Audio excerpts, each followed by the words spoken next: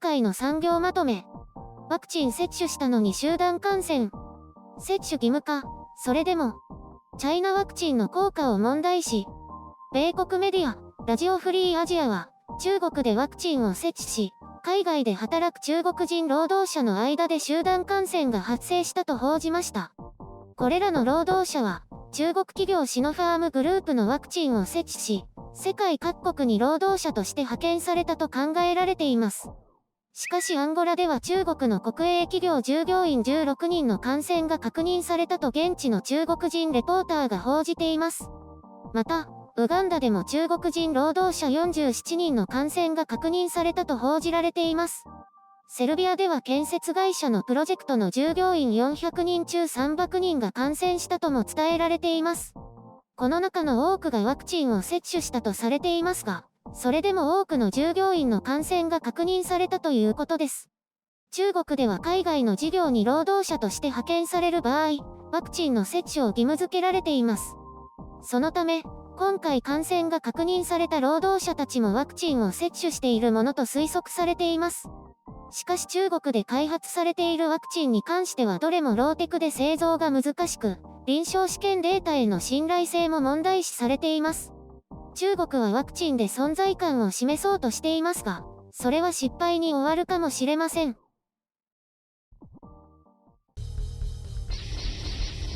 編集書簡。今回の概要。中国ワクチン高すぎる。中国人も拒否する怪しさ。中国コロナ戦略の失敗。別のラジオフリーアジアの報道では、中国国内でもワクチン接種が開始されているとしています。ただ、価格が高くて、日本円で安いものが6000円、高いものは12万円だそうです。香港は無料でワクチンを接種できるようですが、効果が期待できないというのが何とも言えないですね。大都市でもまだ接種は開始されていないようですが、広州の地域職員に対して接種許可が出たという話があります。ただこの家族は安全性を考慮して全員拒否したそうです。この家族、地方政府から指導を受けたりしないのでしょうか。中国にも選択の自由があるんですね。共産党の指導の下で作ったワクチンなのに拒否するなんてね。広州では一部の住民向け、どうせ共産党関連なんでしょうけど、に対しては無料でワクチンが提供されているようです。それでも接種しないって。まあ中国は過去にもワクチンで大きな事故を起こしていて、国民にも信頼されていないようですね。まあ単なる実験台ですし。ものによっては1回の接種で約4万2000円。それを3回も接種しないといけないとか。どうやら香港は無料と言っても、実験台になるということのようですね。恐ろしい。結局今回の報道で上がってきた海外労働者も、単なる実験台でしかなかったようです。というか、こんなのこれまでの臨床データでわかるはずですけど、どれだけデータを操作していたのか。海外でも中国ワクチンの臨床試験を行っているはずですがどうなんでしょうか。UAE、バーレーン、モロッコで第3相臨床試験を行っているとのことです。中国から独立した保健当局の判断を知りたいですね。ブラジルやインドネシア、フィリピンなんかはどうなんでしょうか。ところでこれらの国も中国のワクチンは安価だから購入するということでしたが、価格はどうなっているんでしょうね。貧乏な国だから安価で提供してるのかな。国内でぼったくって。ところで中国は比較的仕組みが単純な不活化ワクチンという昔ながらの方法で製造しているようです。当初はこちらが評価されていて、欧米の手法はまだその方法で認可されたワクチンはないとメディアは懸念していましたけどね。その欧米企業らは mRNA という新しい方法でワクチンを開発していて、この方法の場合は有効性が高いとされています。これについては皆さん報道で耳にしたことでしょう。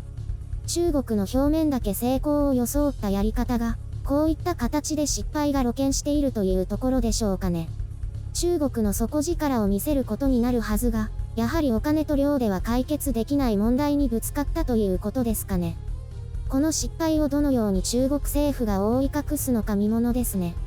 結局新型コロナウイルスで存在感をアピールして覇権を握ろうとしてきた中国の戦略は、全て失敗に終わるということでしょうか。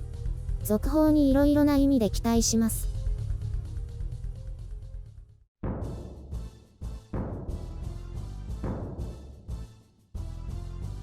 笑っちゃいけないと分かっています。笑いたいのね。仕方ないよね。だっておかしいじゃないですか。接種したのに集団感染って。そもそも接種したから感染しないとか発症しないってわけではないけどね。それにしてもちょっとね。あ、そうか。インフルエンザとかもそうですもんね。重症化しにくいだけとか言ってますよね。インフルエンザワクチン接種した？してないよ。した方がいい？さあ、私もしてないけど。したことないよ。多分。私は1回だけ接種したかな。でも何が何だかわかんないよね。受けてなくてもかからなかったらわからないし。コロナはどうするの？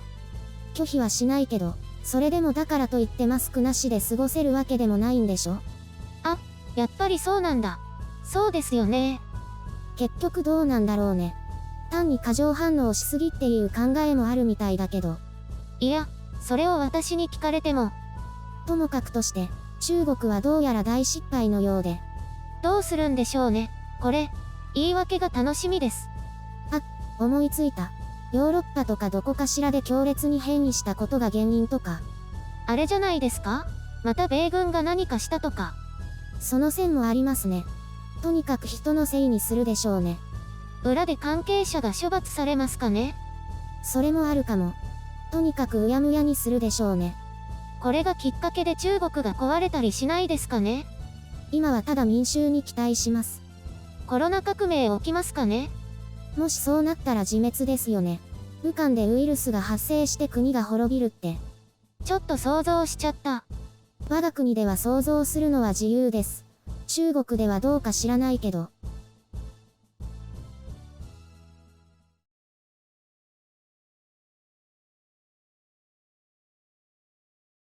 やっと服変わったね。白雪さんのせいでとんでもない目にあったけどね。へへ、失敗したね。紫色のブラウスはダメだったね。前回この服の紫バージョンで登場したんだけど、シャツはもともとデニムっぽい色だったんですよ。あれはちょっとすすけた感じで画面に映えないと思う。とか白雪さんが言うから、じゃあ何色がいいのって聞いたら、紫か紺。って言うから紫にしたんですけど、ちゃんちゃんこ着たおばあちゃんみたいだったね。なんて言うので再検討。紺もいまいちっぽいよね。ってことで、こんなお葬式みたいな色になりました。お葬式じゃないよ。濃いグレーとオフホワイトだよ。それを遠目に見ればお葬式じゃん。でもかっこよくなったよ。オリジナルの色でよかったんじゃ。あのすすけた青がいまいちだってば。余計なお世話だったよ。ベージュのベストもちょっとおばあちゃんっぽかったよね。おばあちゃん連呼しないでよ。服頑張ったね。えらいえらい。これのおかげで動画が何本もアップできなかったけどね。動画最優先、服は二の次。それでも変えたかったの。モフアンの部屋着まで書くから。ちょっと可愛いアピールもしたかったんだよ。メガネなしゆるりん好評だったね。みんなお目目可愛い、優しそうって言ってたよ。なんかね、可愛くなっちゃったね。本当はもっと眠そうな目なんだけど。眠そうな目も可愛いけどね。これでも眠そうに描いたつもりだったんだけどダメだね。もう定着したからいいじゃん。まだ時々顔いじってるけどね。ほんの少しだけ。私髪型変えたい。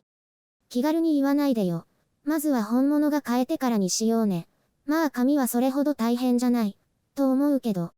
動画最優先だよ。